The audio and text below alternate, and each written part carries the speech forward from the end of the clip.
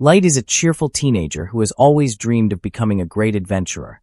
Someone powerful, respected, and successful enough to give his family a life of luxury. With that dream burning inside him, he leaves his small village and heads toward the big city to officially register as an adventurer. But the world he lives in is cruel. Long ago, the goddess created 9 races, and humans were considered the weakest. Because of that, humans live at the bottom of society, mocked, mistreated, and discriminated against. Light experiences this harsh reality the moment he steps into the city. A beastman adventurer shoves him aside, yelling at him to get out of the way, even though Light wasn't blocking anyone. Still, Light apologizes. He doesn't want trouble. At the Adventurers Guild, the receptionist informs him that all newcomers begin at rank F, the lowest tier. She then asks if he has any special ability that can be used during his assessment. Light immediately nods. He proudly reveals his gift, Unlimited Gacha. To demonstrate, Light summons his gacha device and activates it. The device rolls and produces a card. He releases it onto the table, and with a flash of light, a fork appears. But it's completely bent. Panicked, Light tries again. This time, he pulls a rotten apple. Then a piece of moldy bread. The receptionist is convinced. This guy is hopeless. And so Light officially becomes an F-rank adventurer. He asks for work, but since he can't read, like most humans, the only jobs available to him are the lowest paying, carrying rocks, collecting firewood, simple manual labor. He accepts everything he can, works hard the entire day, and finally earns enough to rent a room. Food, however, still has to come from his unreliable gacha skill. But trouble finds him again. A group of beastmen blocks his path, intentionally bumping into him. Their leader accuses him of dirtying his clothes and steals the little money Light earned. When Light begs them to give it back so he won't become homeless, they punch him into a puddle of mud and walk away laughing. Passers-by tell him to go sleep in the slums with the other humans. Light feels hopeless until a gentle hand reaches out to him. A beautiful elf woman kneels beside him, not caring that he's covered in mud. She lifts him up despite the mocking comments from others around them. Behind her stands a group, each member from a different race. They introduce themselves as the Concord of Tribes, a party formed with the mission to end racism by uniting all 9 races. All they lacked was a human. Light feels like this is a miracle. He happily joins their party. For a while, everything seems perfect. They adventure together, they protect him, they laugh together. Light is the weakest member. He can barely fight, often needing rescue, but he tries his best. The others tease Sasha, the elf girl, because she cares about Light a bit too much. Light feels accepted for the first time in his life. But it was all an act. One day, deep inside a dungeon, they stop in an empty chamber. Light prepares tea as usual, when suddenly Drago, the Dragonuda, walks up to him and tells him, "You're fired from the party." Everyone begins insulting him, calling him worthless, calling all humans trash. Even Sasha, the one he trusted the most, looks at him with disgust. Light cannot understand what he has done wrong. But Drago explains. Their superiors suspected that Light's gift, Unlimited Gacha, might turn him into a rare existence called a maestro. So they were ordered to watch him. When they confirmed his gift was useless, they were told to eliminate him. Sasha even says that she's relieved because if Light really were a maestro, she would have been forced to marry him, and the thought disgusts her. Garu, the beast man, slashes Light's face with metal claws. Light runs, desperate to survive, but an arrow pierces his leg. The party laughs as he screams in pain. They plan to torture him before staging his death as a monster attack. Just when Light crawls forward, refusing to die, the floor beneath him lights up. A teleportation circle activates. Drago orders Garu to kill him instantly, but Light disappears just in time. He survives the betrayal, but only to find himself teleported to the lowest floor of the dungeon. A level 1000 monster appears before him, and Light knows he's going to die. In desperation, he activates his gacha skill one more time, and everything changes. The device transforms. A massive magic circle appears beneath him. Light pulls something far beyond anything he has ever seen. A level 9999 made servant appears and instantly obliterates the monster. Light is healed in seconds. The maid kneels before him and introduces herself as May, a super-ultra-rare servant. She pledges her eternal loyalty to him. May appraises Light's ability and reveals that his power is not weak. It was simply hidden. In areas with high mana density, Unlimited Gacha can summon not just powerful items, but legendary beings. The deeper the dungeon, the stronger the summons. May comforts Light as he breaks down, tears flowing while he recalls the betrayal. She promises to help him grow strong. But Light refuses revenge done for him. He wants to repay the betrayal with his own hands. And so, with May by his side, he begins summoning more high-class servants. He builds a hidden kingdom deep underground. He gathers hundreds of powerful maids and warriors. 3 years pass. Light now rules over an underground nation, protected by legendary summons. Everywhere he walks, people greet him with respect. His servants work tirelessly, mapping the dungeon, crafting new spells, managing supplies. Light is no longer the weak boy who was betrayed. He is the master of Unlimited Gacha. And his revenge is only just beginning. Light asks about Naz, the vampire knight who excels at close-quarters combat, but is a bit of an airhead in every other area. May answers that she assigned Naz to patrol the castle grounds, so she wouldn't use her empty head and accidentally get herself into trouble. Light doesn't mind Naz, though. She makes life around the castle more entertaining. After a while, Light and May return to the castle, where Jack, the last of Light's 4 legendary summons, calls out to him and asks if he's ready for training. May gets slightly irritated and tells Jack he should address Light with his proper pronoun, Master. But Jack, being a true Sigma who doesn't believe in that feminist nonsense, completely ignores her. Light tells May it's fine and that he sees Jack more like an older brother, then says he'll head to the training session. Inside the training grounds, they prepare to spar. In a burst of speed, Light charges forward and lands a punch right into Jack's chiseled abs, pushing him back with surprising force. Jack looks pleased, commenting that any normal adventurer would have died from a blow like that. But since he's built like a tank, he can take absurd amounts of damage. They meet again in the center, fists colliding before breaking apart. Light follows up with a flurry of strikes, which Jack dodges effortlessly. Meanwhile, Naz continues patrolling the corridors, her empty little head bouncing with each step, when some of the castle maids greet her. They sweet-talk her, saying they always feel safe thanks to her patrolling and making sure no danger lurks around. Naz becomes overjoyed, exactly what they wanted, so they play a prank on her and suggest she should go check whether Light's bedroom is secure. Naz thinks it's a fantastic idea and heads straight for the room. But when she opens the door, May comes out from inside. Naz asks why May was in Light's room, since he should be at training right now. May blushes immediately and claims she was cleaning while he was away. Naz insists she must inspect the room for danger, and before May can object, Naz walks in and notices the bed all messy. With her clueless logic, she says it looks like someone was rolling around on the bed and sniffing the pillows. She asks if May made the bed look like that on purpose. Seeing an opportunity, May confidently lies and says it's her special bed-making style.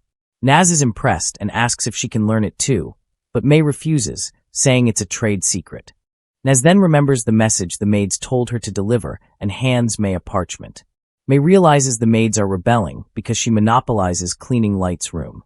She tells Naz not to worry, insisting she'll handle the maids herself, then gives Naz some spare change to keep quiet. Naz happily takes the money and leaves. She heads to the market to see what she can buy, eventually choosing fluffy pancakes and fresh milk. After eating, she marches back to the castle where she finds Yuki on a balcony. Naz asks if she's done with her forest work, and Yuki, tired of Naz's antics, shows her the completed map May requested. Naz congratulates her and returns to patrolling before entering the throne room. Since no one is around, she starts yelling at the top of her lungs, then jumps onto the throne and starts playing with it. She accidentally breaks a wing off one of the angel statues, panics at the thought of May finding out, places it back crookedly, and runs for her life. Back in the training grounds, Light and Jack keep clashing until Jack suggests calling it a day and hitting the baths. They head to the large bathhouse, and once they settle into the giant tub, Jack praises Light for learning so quickly, saying that most dungeon monsters would be child's play for him now. Few could even challenge him on the surface. Still, Jack warns that there are people out there who would destroy him the moment they got the chance. Light grows serious as memories of the betrayal from 3 years ago resurface. He says he won't stop until he gets his revenge. Meanwhile, May summons the 4 troublesome maids and demands to know what their problem is as she reads their letter aloud. Face to face with May, the maids fall silent and apologize, claiming their letter was meant as support since they think she's overworked.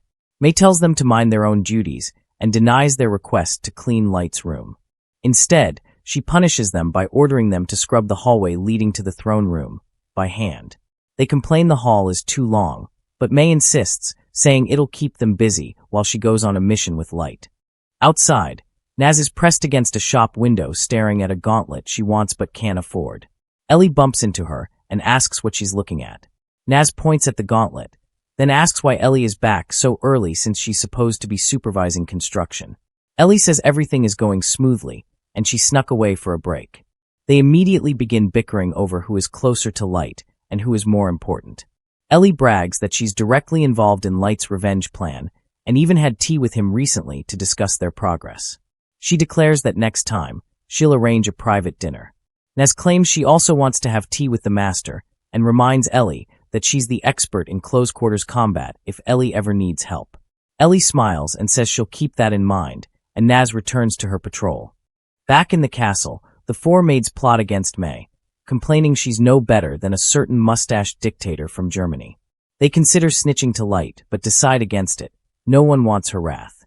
One maid points out Light cares for May because she was his first summon. Another adds that it took him 2 whole months to summon Yuki, meaning Light and May were alone together in the dungeon for that entire time. They become insanely jealous and roll around on the floor dramatically before deciding to perform voodoo magic, chanting die, on a table to curse May. Unfortunately for them, May overhears everything and storms in. The maids immediately apologize, saying they were just jealous and didn't mean it. May tells them to stop imagining weird scenarios because between her summoning and Yuki's, Light spent all his time studying magic and practicing martial arts. They had 0 time for anything else. The maids feel relieved.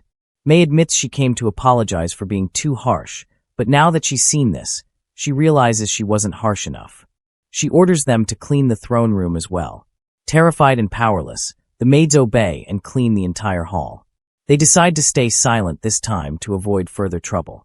But while dusting the throne, the green-haired maid accidentally knocks off the crooked angel wing Naz had broken earlier. The piece falls, and the maids panic, thinking they'll be blamed. The next morning, Light enters the dungeon and finds Naz, Ellie, and Yuki already waiting. He greets them while Naz and Ellie immediately resume bickering. Suddenly, a monster emerges from the shadows, and Light freezes. It's a hellhound. Even though he's much stronger now, the trauma from that day still haunts him, and fear drains the blood from his face. His summons, however, feel no fear. Instead, they become enraged at the sight of something that upset Light. Naz prepares to chop it into tiny pieces. Ellie asks for permission to wipe out the entire species of hellhounds. Yuki wonders if she can find hell itself and throw this beast into the deepest pit. Their overwhelming aura terrifies the monster, which whimpers and retreats. Light calms them down, regains control, and gently pats the creature. He knows that if he jokingly gave the order, his legendary summons would actually exterminate every hellhound in existence. He tells them they need to head to the surface. It's time to begin their revenge plan. Above ground, beastfolk gather and bow before a furry warrior who had been part of the party that betrayed Light. He has become a local celebrity, with people begging him to date their sisters. He struts through town like a king. He spots a human child digging through garbage for food.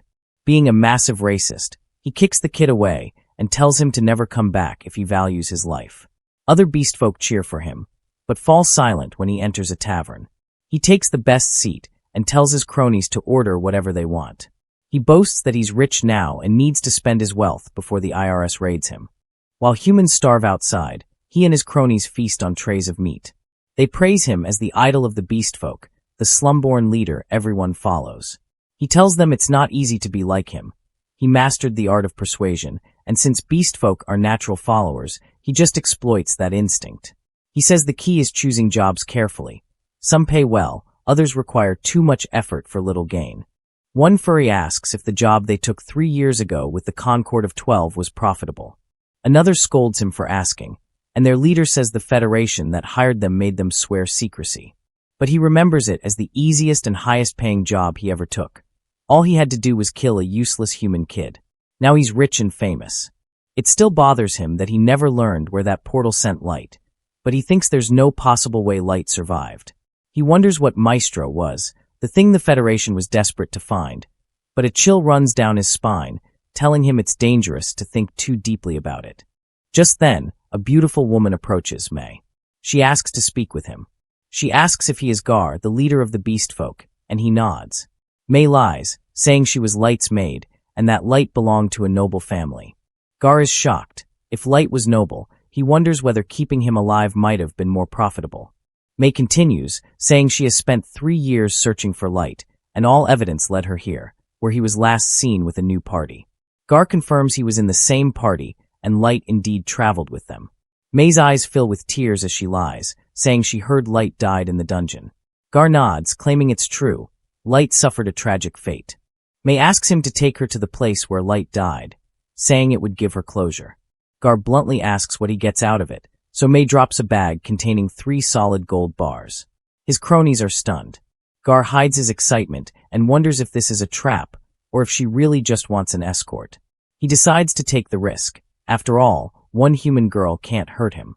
He leads her and his cronies into the dungeon. After hours of walking, he asks if she's okay. May looks exhausted but smiles, saying she can still continue. Gar thinks about how lucky he is. He's going to take her gold and ravish her on top of Light's grave. Eventually, they reach the cavern where Light was abandoned. Gar tells her this is where Light had an accident. He lies, saying monsters ambushed them. Light didn't have time to escape, was torn apart, and then fell into a teleport trap. May collapses, crying. Gar thinks about how pathetic humans are. They can't sense danger, even when it's right behind them. His cronies quietly block the only exit. Gar keeps lying, saying he tried to save Light but couldn't. Just when he's preparing to attack May, her voice changes. She says only the most vile creatures alive could deceive someone as pure as Light, luring him into a dungeon and betraying him. She looks around and says that if she had been summoned earlier, Light would never have been kicked, shot in the leg, or beaten nearly to death. Gar recoils in shock. How does she know all this? His cronies are confused. They don't know the full story. Gar realizes only the 12 party members and some national elites know the truth. He demands to know who she works for. An enemy tribe? A spy. May scoffs and says she only works for Light, and now he will face her wrath. Her aura alone terrifies him. He tells himself she's just a weak human meant to be used and thrown away, but her presence sends chills down his spine. His instincts scream that he'll die if he fights her. Before she can finish them, a voice echoes from the darkness, Light's. He tells May to calm down. He'll deal with Gar himself. Gar refuses to believe the voice, but Light steps out, greeting him like an old friend and saying he's here to repay him for what he did 3 years ago. Gar suddenly regains confidence, laughing. He says he never expected to see Light again. He mocks him, calling him a level 15 weakling who could never defeat a level 150 raid boss like him. He says he doesn't know how Light survived, but now he'll kill him personally and bring back his body as proof. May and the others comfort him, promising that they will avenge whoever destroyed his village. The only thing keeping him from breaking completely was the fact that, during the search, they never found the bodies of his family among the dead.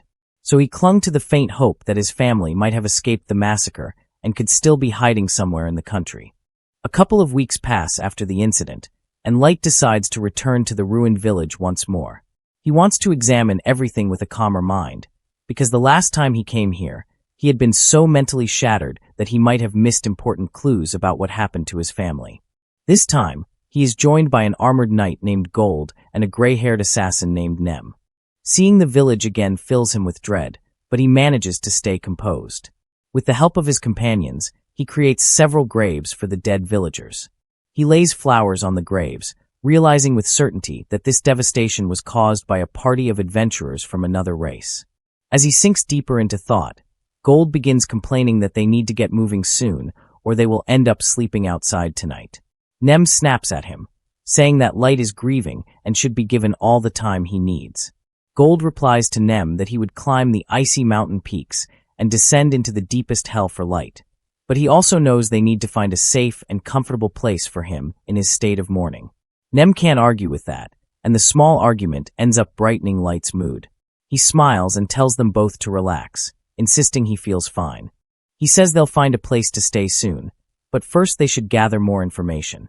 They already know their strength is enough to take on the entire world, but Light still believes they should stay cautious and avoid rushing into a full-scale war. Gold agrees, saying that if you want to win a war cleanly, you must know your enemy just as well as you know yourself. Light nods and says they must first assess the strengths of all the surrounding nations. He also believes that the attack on his village may be connected to the suspicion that he is a potential maestro. The idea that the secret society, the same group that once issued a death sentence against him, would go so far as to slaughter his entire village fills him with rage. He vows to burn the world to the ground if that is what it takes to uproot the evil within it. Nem is shaken by the deadly aura radiating from Light, but Gold calmly tells her that Light must keep his anger in check while they are in the city, as they do not intend to start a massacre yet. This brings Light back to his senses, and he steadies himself before pulling out an ugly-looking, edgy little mask. As they prepare to enter the city, they begin flying toward the city of Doggas, and on the way, Nem asks Light about their plans once they arrive. Light explains that they must maintain a low profile at first so the Concord of 12 doesn't become suspicious. Their first step is to register at the Adventurers Guild. Once they register, they will climb the party ranks as quickly as possible since higher-rank parties gain access to more information, from people seeking their help or from those who want their favor and protection. Gold says the plan is excellent, but asks whether they should continue on foot from this point, since flying directly into the city would make them stand out too much. Light agrees, and they descend and continue walking through the forest. While moving forward, they hear shouting ahead and soon see a group of dwarves surrounding a man and his daughter, clearly intending to rob them. When the dwarves see Gold's shining armor, they command the group to step out into the open. Light finally gives his companions the signal to deal with the little troublemakers. Nem swiftly defeats the dwarves, leaving them stunned and tied to each other in the middle of the forest. As thanks, the man offers them a ride to the city of Doggas. His little daughter is amazed, as she has never heard of a human defeating a dwarf in combat. The man agrees, saying it is very rare to find humans that strong. He then asks Light if they are a famous party of adventurers, but Light honestly replies that they aren't even registered yet, shocking the man even more. Still, he tells Light that he has chosen the right place to start a new party. Since Doggas is located at the border of the Dwarf Kingdom and connects to both the human and elven kingdoms, there is a huge variety of dungeons and adventurers in the region. This leads to many disputes, but also plenty of trade. The city is also popular among humans, though humans face discrimination in many places. The man explains that he runs an inn where all races are treated equally. Light and his party get out of the cart at the city gate and thank him. The man tells them to call him Colonel and invites them to stay at his inn if they need lodging. Inside the city, they take in the busy streets filled with shops selling weapons and armor, and forges glowing brightly as dwarves hammer out swords and shields. After absorbing the atmosphere, they head to the Adventurers Guild, entering a large hall packed with people gathered around quest boards. Light notices many human adventurers as well, though racism remains present. Humans still move aside for adventurers of other races. For now, he ignores it and approaches the registration desk, where they are assigned a rank. Nem is outraged and snaps at the receptionist, telling her to fix her attitude unless she wants someone else to fix it for her. She demands that the woman recheck Light's rank, insisting Light is incredibly strong and deserves at least an S rank. The receptionist dismissively tells her to back off and accept the assigned rank. Before Nem can respond, Light stops her, apologizes to the receptionist, accepts the rank, and leads his party outside. Once outside, Nem apologizes for ruining everything, but Light tells her to calm down and takes the group to Colonel's inn. Colonel is happy to see them again and asks how he can help. Light explains that he has an unusual request. He wants to rent the entire upper floor of the inn for a full month, during which no one besides his party is allowed to enter, not even the staff. He apologizes in advance for the inconvenience, but insists it is necessary. He offers a bag of gold coins as payment, but Colonel initially refuses, saying he cannot accept money from someone who saved his life. Light insists, and Colonel eventually accepts the payment. Once upstairs, Light secures the area with magical barriers to keep out intruders, then removes his mask and cloak. While they relax, Nem tells Light again that he should have stayed behind and let her and Gold gather the information instead, because even though Light is strong, it is better to be overly cautious. This irritates Light deeply. He stands up and asks if Nem is trying to deny him his revenge by preventing him from bringing justice to those who destroyed his home and murdered his family. The same aura of death and rage flares around him, terrifying Nem, who immediately falls to her knees, begging for forgiveness and swearing she meant no disrespect. Light eventually calms down and apologizes, acknowledging that she only wants to keep him safe. The next morning, they prepare to enter the dungeon. They dress accordingly and join the long line leading to the dungeon entrance. While waiting, 3 hooded figures cut in front of a group of young human adventurers. From the confidence in their movements, Light already knows they belong to another race. While every human quietly accepts it, Light speaks up and tells them to get back in line like everyone else. One of the hooded men turns around, furious and shocked that a human dared speak to him.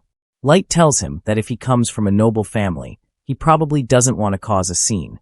But the hooded man clearly has a bad temper and goes to draw his weapon, only to be stopped by his companion. They withdraw, but not before the man mutters that this isn't over. The humans cheer for Light, saying they would never have the courage to confront other races. The adventurers in front ask Light why he didn't bring any supplies. They explain that because the dungeon is huge, it usually takes days to clear, so parties bring supplies to camp inside. Soon they enter the dungeon and find themselves in a completely new environment filled with strange creatures and monsters. Once Light confirms the coast is clear, he uses concealment magic followed by flight magic so they can soar through the dungeon unnoticed. Meanwhile, in the jungle, the hooded man angrily throws off his cloak, still fuming about how a human dared insult him. He draws the massive sword on his back and roars that his name is Kaido, the youngest elf ever to join the elite White Knights, and that he carries the blood of the master. He violently slaughters orcs in his rage, stabbing through their skulls, while a dark elf named Yen tries to calm him. Kaido is still furious because his level seems to be capped at 1500. Yen tells him that a typical elf caps at around level 700, but Kaido is still dissatisfied and vows to surpass his limits no matter what. Back on the 3rd floor, Light and his party finish clearing the level and collect all the magic gems as proof. After gathering everything, they head back to the surface. They admire the beauty of the dungeon, realizing that without flight magic, traveling between floors would take an enormous amount of time. Thanks to their abilities, they can clear multiple levels in a single day. As they head back, they notice the young adventurers fighting a group of goblins. Light watches as they defeat them using solid teamwork. Suddenly, he drops down and kills a bush snake sneaking toward the mage girl. He warns the young party not to focus only on the enemy in front of them and to always stay aware of their surroundings. The young adventurers thank him, but their relief doesn't last long. A pack of wolves bursts out of the trees. They panic and prepare to run, but the wolves simply flee past them. Their confusion ends when a giant mantis emerges from the forest, ready to destroy anything in its path. And Light is the only one standing between the monster and the terrified young adventurers. The young adventurers' jaws drop as they stare at the monstrous creature, desperately trying to think of a way to escape alive. Their leader tries to stay composed, but can't hide the tremble in his voice as he tells Maya, the pink-haired girl, to use a fireball spell to distract the mantis. He then turns to Light, begging him to help, insisting their only hope is to work together. He explains they need to somehow trip the monster and buy themselves enough time to run away. Light looks at him, puzzled, and asks if they don't want to defeat the creature. The boy stares at him, horrified, yelling that of course they don't want to, they are the ones being hunted. Light then asks if it would be acceptable for him to kill the monster and claim the loot. The boy thinks Light is insane and tells him the plan is ridiculous. The monster is far too strong. They need to run and warn the guild immediately so the dungeon can be sealed. Light simply smiles and tells him not to worry. He gestures to Gold and Nem, who look excited to stretch their muscles. Nem comments that this monster should be at least level 500 and will make a good warm-up. They begin deciding who should go first, but Gold cheats by rushing toward the creature. The mantis swings its sides at him, but Gold blocks each attack with his sword, parrying every strike. Enraged, the mantis slams its sides into the ground, but Gold leaps back. He remarks that despite taking all his blows, the monster remains unscratched. Its sides are incredibly tough. Nem mocks him, calling him weak and accusing him of making excuses. Light then joins in and activates his fire arrow card, generating a magic circle and launching a massive fire blast at the mantis. Shockingly, the creature deflects it back at them, forcing Light's party to jump back and dodge the explosion. The young adventurers are stunned, having never witnessed such powerful magic, especially from someone above level 100. Their leader quickly tells Maya to use an explosion spell, but she screams that they are completely outmatched. She explains that Light just cast high-level combat magic without any chant or incantation, something she has never seen before.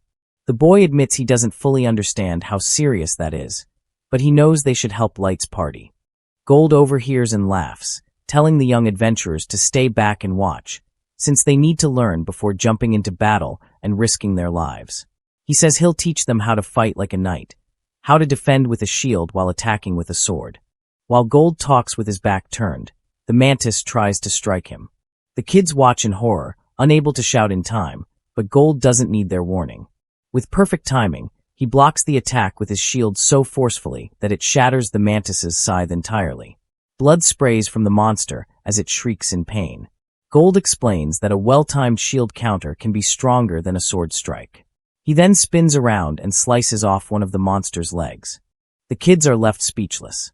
Light decides to show his own skills and uses his fire arrow attack once again. The mantis swats it away like before, but this time Light controls the projectile mid-air, redirecting it to strike the monster from behind. He repeatedly manipulates the blasts, bombarding the mantis from every direction and overwhelming its senses. One precise hit explodes one of its remaining scythes. Realizing it is hopelessly outmatched, the mantis tries to escape using its remaining limbs. Light sees this and acknowledges its intelligence, but it makes no difference. He activates his firewall card and creates a massive wall of blazing flames, cutting off the monster's escape route. Maya is stunned again, recognizing that Light just used a tactical class spell without any incantation, something unheard of. Light and his team approach the mantis, ready to finish the battle. But the monster still has one final trick hidden. But to Light's shock, Maya is the one who suddenly falls out of the portal. He catches her just in time and immediately sees how bruised, exhausted, and shaken she is. At that moment, the bracelet he once gave her unexpectedly snaps in half. Light lays Maya on the bed as she keeps muttering that she must hurry and tell him everything. He decides to treat her wounds first, then look into her memories to understand what happened. He discovers that the day before, some adventurers warned Maya's group about an adventurer killer who had been targeting only humans. They strongly suggested the kids leave the dungeon immediately, and the party leader agreed. They began heading toward the exit right away. But even by nightfall, they weren't even halfway out. The leader noticed how exhausted everyone was and wondered if it was safe to rest. When they noticed another party nearby with their faces fully covered, Maya suggested telling them about the danger too. Her brother agreed and gave them the same warning. They had no idea they were speaking directly to the killers. The disguised killers began talking among themselves, complaining they should have cleaned up their earlier mess better. The kids didn't understand the meaning, until the dark elf June laughed and called them idiots. The leader still didn't grasp what was happening when Kaido finally drew his sword and announced that they were the adventurer killers, and that Maya's party would be their final target of the day. Only then did the kids realize the nightmare before them. Even in that terrifying moment, Maya's brother and his two friends shouted at her to run while they held off the racist murderers. They rushed at Kaido, who took offense that human brats dared to challenge him. He instantly slashed Maya's brother, and when the other two charged, he cut them down just as easily with a single strike. Maya was horrified and heartbroken, but the boys weren't ready to give up. They forced themselves up again and begged her to escape and live her dream. They attacked Kaido once more, only to be cut down instantly again. Maya could only scream helplessly. June scolded Kaido, reminding him that he needed some humans alive for his experiments.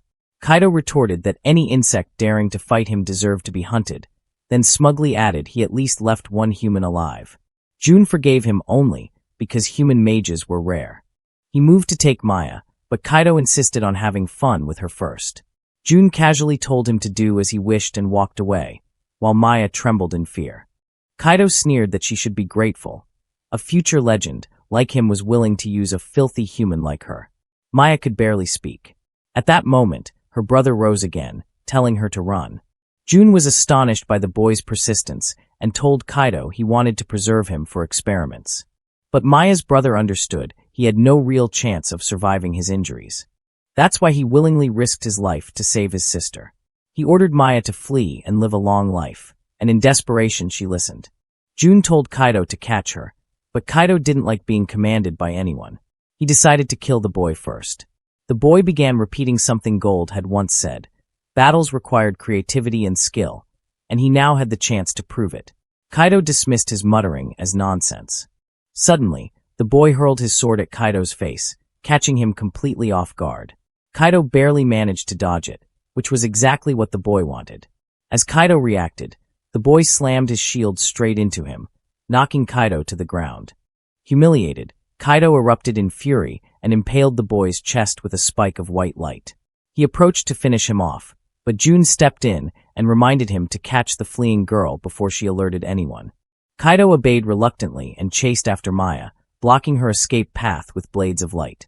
He lectured her about respecting the wielder of the elves' legendary sword, then formed multiple light blades as steps and descended.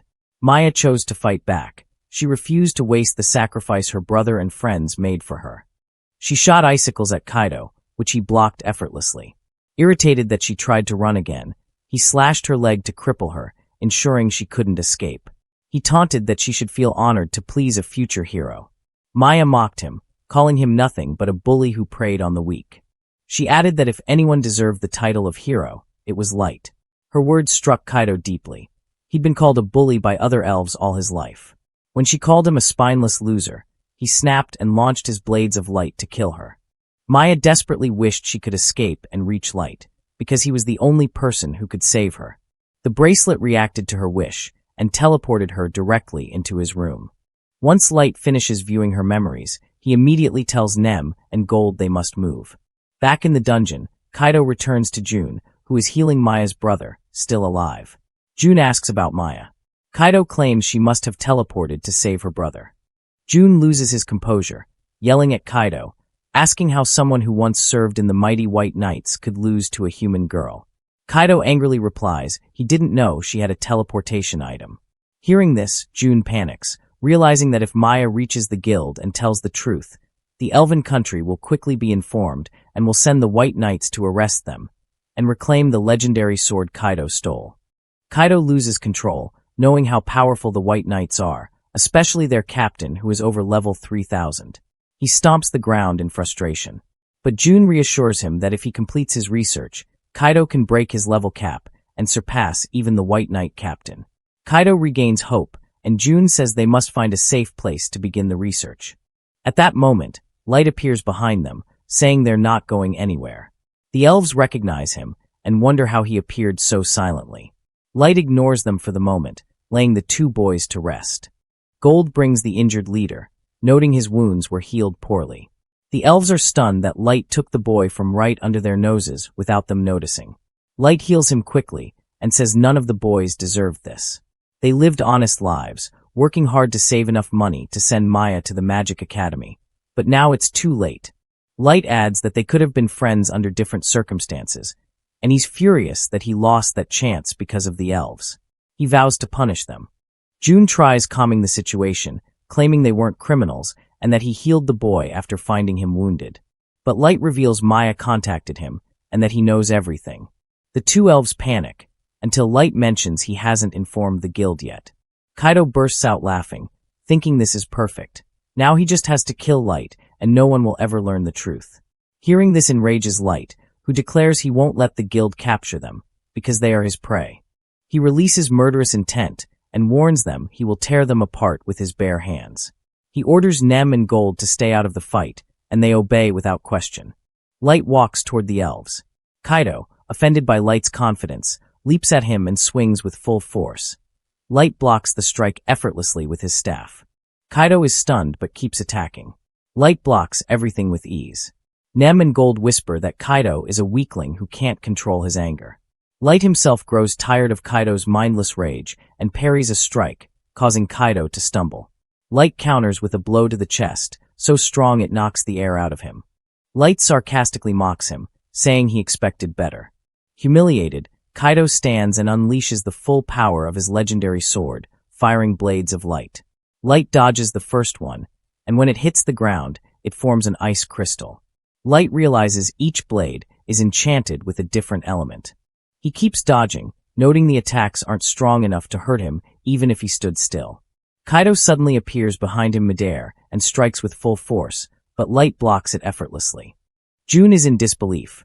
No human should overpower a level 1500 elf like Kaido. Kaido screams that Light must be a swordsman pretending to be a mage, calling him a cheater. Light replies that he truly is a mage, then effortlessly creates hundreds of ice swords in the sky without chanting. Kaido is shaken.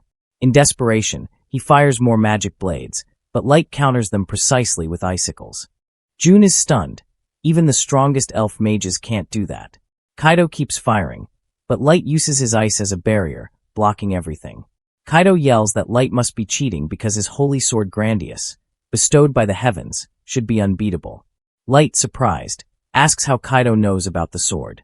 Kaido proudly boasts that he has the blood of a maestro and is known as a sub-maestro. Hearing this, Light immediately changes his plan. It's the first real clue about maestros he has heard in a very long time. He tells Gold and Nem that instead of killing them now, he wants to capture both elves and take them back to the abyss, where he'll extract every piece of information before deciding their fate. Kaido still doesn't comprehend the difference in strength and arrogantly lectures Light, claiming heroes like him are born superior. He rants about their supposedly superior genes. Light ignores him and instructs Gold and Nem to handle June and capture him alive while he deals with Kaido. They immediately obey. June confidently claims he is only a scientist, not a battle mage, but warns them not to underestimate him. With a snap, two hooded figures behind him transform into horrific chimeras made of fused human, orc, and troll body parts. June smugly explains his research. He created hybrids requiring multiple humans to stabilize them, allowing creatures capped at level 200 to reach strength comparable to level 500 monsters. Light recognizes the face of one of the monsters. It was the man he spoke to earlier that morning, who congratulated him. This saddens Light, but he has no choice. He orders Gold and Nem to end their suffering quickly and prevent June from escaping. June laughs and orders the monsters to attack. Gold and Nem slash them down instantly. June smirks, claiming they regenerate, and the monsters rise again. Kaido fires more blades of light. Light dodges as volleys rain down. Meanwhile, the chimeras attack Nem and Gold. Nem cuts their arms while jumping back, telling them to fall already. Gold teases her about losing her usual confidence. She snaps back, pointing out that he's not acting like himself either. Gold laughs, saying he's just getting warmed up. One chimera lunges at Gold, who blocks with his shield but gets pushed back. June laughs maniacally, urging them to surrender, so he can use them in experiments. Nem tells Gold she wants to finish it quickly because the dark elf is creeping her out. Gold agrees. They prepare their ultimate attacks. Nem's daggers glow a sinister purple, while Gold's sword radiates bright white. June confidently boasts about his monster's regeneration, until they burn to ash and fail to regenerate after the duo's attacks. Horrified, he runs to check what's wrong. Nem quickly ends him, ensuring his bloodline ends with him. On Light's side of the battlefield, he overwhelms Kaido with ice magic. Kaido stumbles and falls. Light approaches, taunting him for retreating after starting the fight. The insult triggers Kaido's memory of Maya's brother punching him, fueling his hatred. He rants that humans are beneath him and should be eradicated. He rises and unleashes the sword's true power, its blade extending into the sky. Light is forced to back away as Kaido swings it, the sword now behaving more like a magical whip. Nem and Gold observe from afar, noting the technique is interesting for someone so low-ranked, but still nothing compared to Light. Kaido screams at Light to stop running, claiming one hit will wipe out his bloodline. Light laughs and says Kaido grossly overestimates himself. He drops to the ground, stretches his arms out, and dares Kaido to strike. Enraged, Kaido swings with full force. The blade smashes into Light's shoulder and does absolutely nothing. Light stands there without a scratch, smiling and asking if that's all he's capable of. Kaido breaks mentally and begins swinging wildly, unable to accept that the wielder of the legendary sword could be overpowered. Light ends the farce by breaking the sword's enchantment and uppercutting Kaido across the face, sending him flying. He says this whole situation could have been a close call, and realizes how naive he must have been not to see through Sasha's act. The moment Nem understands what just happened, She's ready to explode. But Light stops her instantly with just a single word. Sasha stands there glaring at him, but the second he pulls his hood back, her anger twists into pure disgust. In front of her is just a boy with half his face burned. She recoils immediately, snapping at him to cover that hideous face before she ends up vomiting. Light quietly accepts the insults, all while thinking about how he'll make her pay once the time is right. He picks up his mask, and Sasha walks off, muttering about needing eye bleach to erase that horrible image from her mind. As they continue into the forest, Light notices they're being followed, the same creepy elves who approached Nem earlier. Light warns them to back off if they value their lives. But the elves insist on tailing them. Light's group picks up the pace, hoping to lose them without a fight, but somehow those two idiots manage to keep up. Finally, Light stops. The elves stagger forward, panting like rabid dogs, while he tells them again that he doesn't want to hurt them. They burst out laughing, claiming he's the one who'll die today. Getting killed by an elf, they say, is an honor for a human. Light sighs and calmly calls out one of his servants, Mira. The elves laugh even harder, saying Light must be bluffing, shaking in fear, probably even wetting himself. But then the air shifts. A ghastly presence materializes behind them, an enormous ghoul-like woman with monstrous arms. In a single horrifying moment, she devours both elves entirely, bones and all. Even Nem and Gold feel a chill at the sight of this towering ghoul mommy. Mira bows, and thanks Light for giving her a chance to help. Soon after, Jack, Harley Quinn, and a girl named Suzu arrive, ready to guide him through the forest and toward the tower. Flying is not an option, too easy to get spotted by adventurers, so Suzu, the only one with decent navigation skills, takes the lead through the maze-like forest. As they walk, Jack and Gold start talking about bro code, insisting it's always bros before hoes. Every woman in the group glares at them. Instead of shutting up, Jack doubles down like a true Sigma, complaining that women demand equal pay but refuse equal work, wanting comfortable offices while men slave away in dark mines with nothing but a bulb strapped to their heads. Before this turns into a full war, Light steps in, telling them to calm down. They can debate later, but not now. The tension is thick, so Light switches topics and asks Harley about her ridiculous outfit. She proudly explains that she's training to become a maid under May and won't take it off until she masters everything about serving Lighty. Mira laughs, saying that outfit is useless in a real fight and she should wear something practical. They argue back and forth, while Jack nudges Gold and asks whether he's been training or just sitting around waiting for Light to solve everything. Light notices the atmosphere easing up again. Finally, they reach the tower. Ellie is waiting at the entrance, panicked because Light is 5 minutes late. She rushes down with the furry and the white-haired idiot, relieved that Light is safe. Light admires the massive structure, saying it looks even more imposing up close. Ellie beams, explaining she built the tower with extreme care. It's completely invincible, unaffected by physical or magical attacks. Inside, Light is greeted by a massive red dragon, which Ellie proudly states she captured and put under a spell. She then teleports them all to the top floor, the throne room, where a royal throne awaits Light. He ascends the stairs like Cinderella and sits, while everyone kneels before him. With ceremony out of the way, Ellie asks if she should review the details of Operation Revenge on Sasha. Light nods. Ellie begins explaining. Light plans to congratulate Sasha on her royal marriage by serving her a very cold dish of revenge. On top of that, Ellie wants to propose some extra activities for Light's enjoyment. Light looks confused, so Ellie explains. The Elven Kingdom prides itself on the White Knights, their strongest warriors, each over level 1500. She suggests battling them one by one, then capturing all of them. That alone would cripple the entire kingdom and force it to kneel. After that, they can extract information about the Maestro and turn the tower into their base for the next phase. Ellie then creates a clone of Light, explaining that while he rests, the Shadow clone will handle quests and keep ranking up their party. Light praises her well-thought-out plan. Ellie grins and reveals that Yuki's beast is already leading Sasha straight toward the tower. Back in the forest, Sasha's teammates beg her to retreat. Yuki's beast is far out of their league. But Sasha snaps at them, reminding them she's paying them to guide her, not give opinions. Light asks Ellie if her pet dragon will greet Sasha.